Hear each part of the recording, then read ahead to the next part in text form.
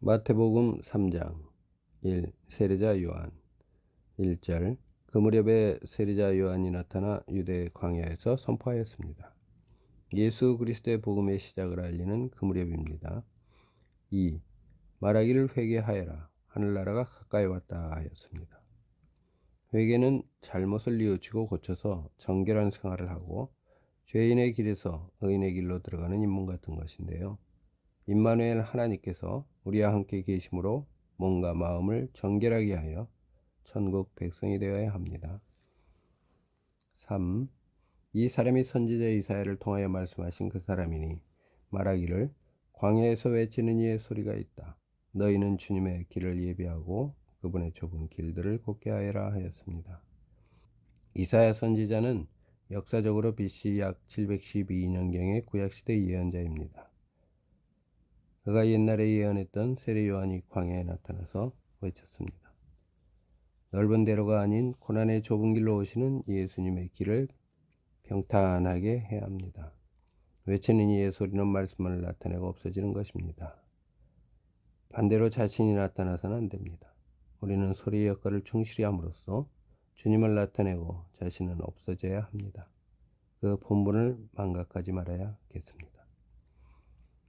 4절 이 요한은 낙타 털옷을 입었고 허리에 가죽띠를 띠었으며 그의 음식은 메뚜기의 야생 꿀이었습니다.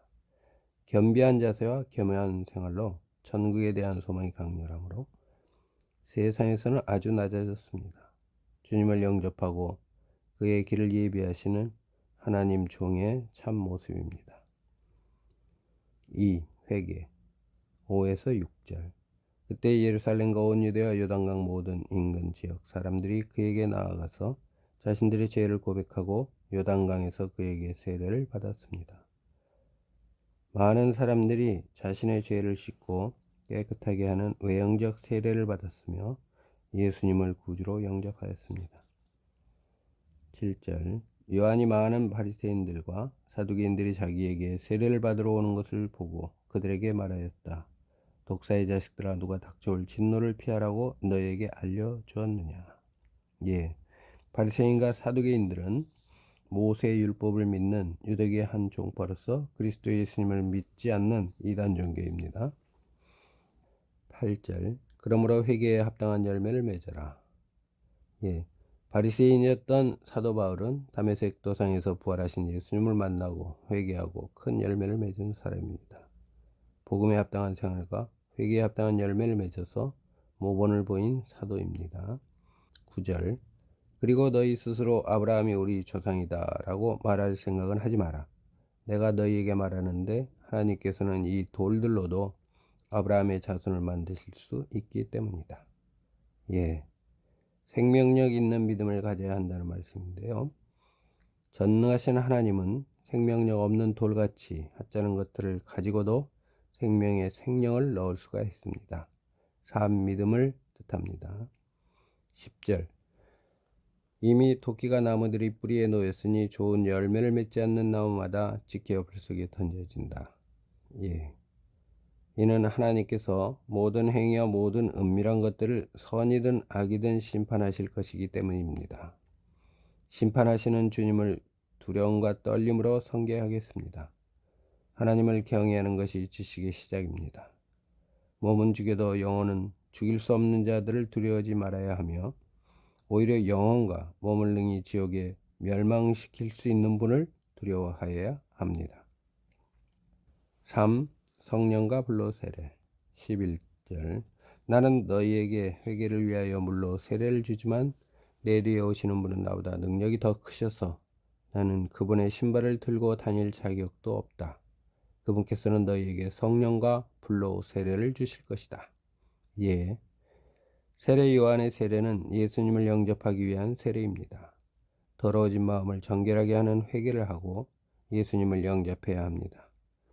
그러나 성령과 불러주는 세례는 근본적으로 한 인격이 새로 태어나 새로운 피조물이 되는 영원한 성령 세례인 것입니다.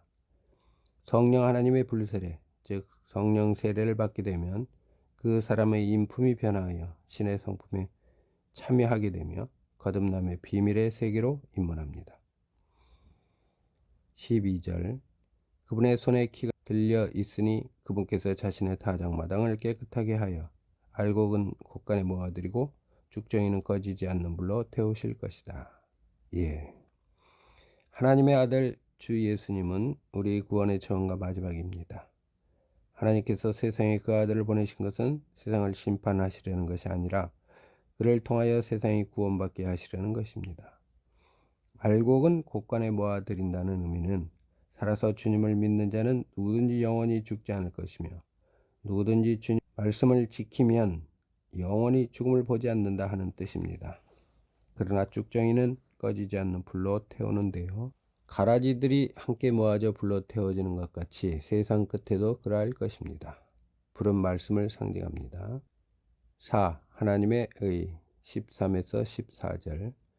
그때 예수께서 갈릴리로부터 요단강에 이르러 요한에게 세례를 받으려고 그에게 나아오시니 요한은 그분을 말리면서 말씀드리기를 제가 선생님께 세례를 받아야 하는데 오히려 선생님께서 제게 오십니까 하였습니다.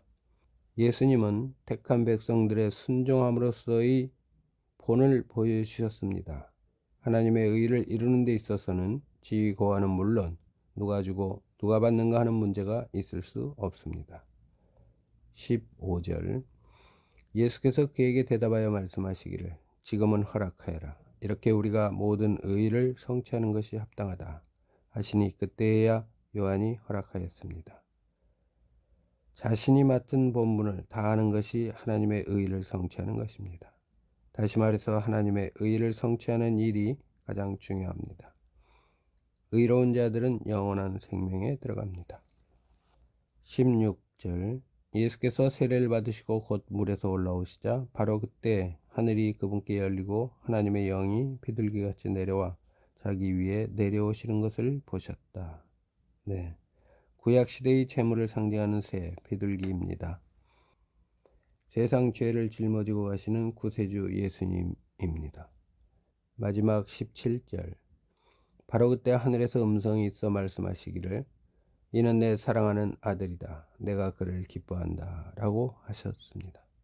수천 년 전부터 이어져 내려온 말씀을 예수님께서 성취해 주시고 하나님의 그리스도이신 예수님이 세례의 의식, 십자가에서 죽기까지 낮아지시어 순종, 장사 지낸 지 3일 만에 부활, 40여일간 세상에 계시다가 승천, 하나님 우편에 앉아 계시다가 약속대로 속히 지체하지 않고 다시 오시는 우리 주 예수님, 하나님의 그리스도, 하나님의 아들을 하나님이 기뻐하십니다.